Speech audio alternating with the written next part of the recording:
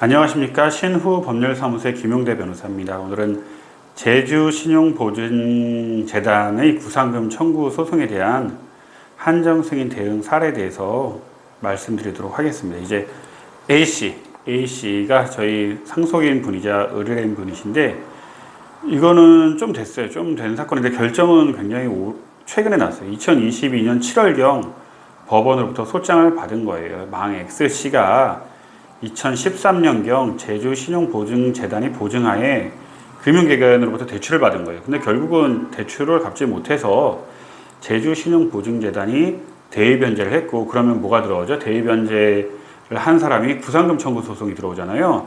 결국 구상금을 상속인으로서 갚으라는 내용이었습니다. 근데 이게 조금 달라요.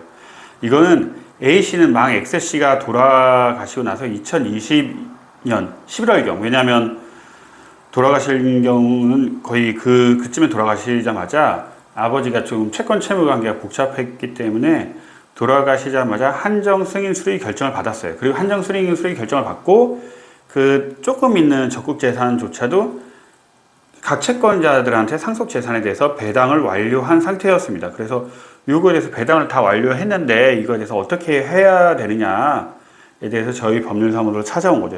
일단 배당을 완료했다고 하더라도 법원에 이런 사실은 알려야 돼요. 당연히 답변서를 제출하는 거고.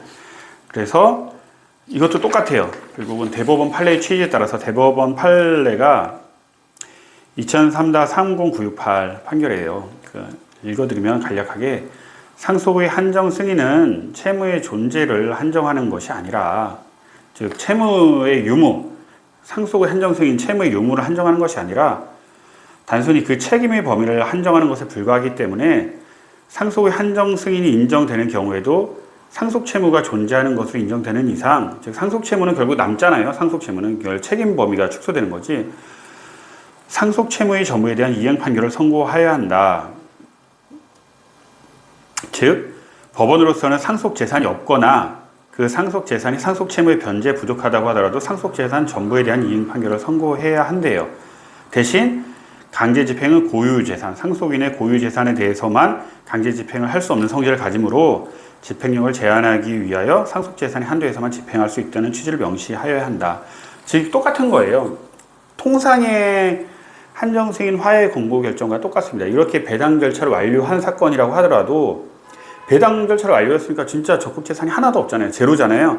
제로라고 하더라도, 즉 상속 재산이 없다고 하더라도 이행 판결은 전부 이행하러 나와야 돼. 대신 강제 집행만 못하도록, 즉 강제 집행만 상속 재산의 범위 내에서만 하도록 화해 공고 결정이 나오는 거예요. 그래서 이거는 결국 요 판례, 대법원 판례의 취지에 따라서, 즉 배당 절차가 종료한 사건이라고 하더라도 똑같이 상속 전부 이행 판결이 나온다면 대신 상속 재산의 범위 내에서 갚아라라는 결정이 나온 사건입니다.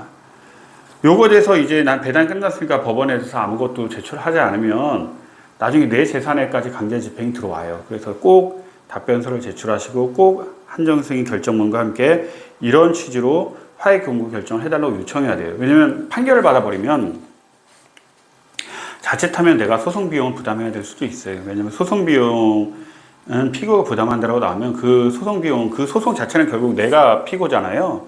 내가 피고이기 때문에 내가 소송 비용을 부담해야 돼요. 그래서 화해 공고 결정을 꼭 받으셔서 소송 비용은 각자 부담하는 걸로 결정하는 게 맞습니다.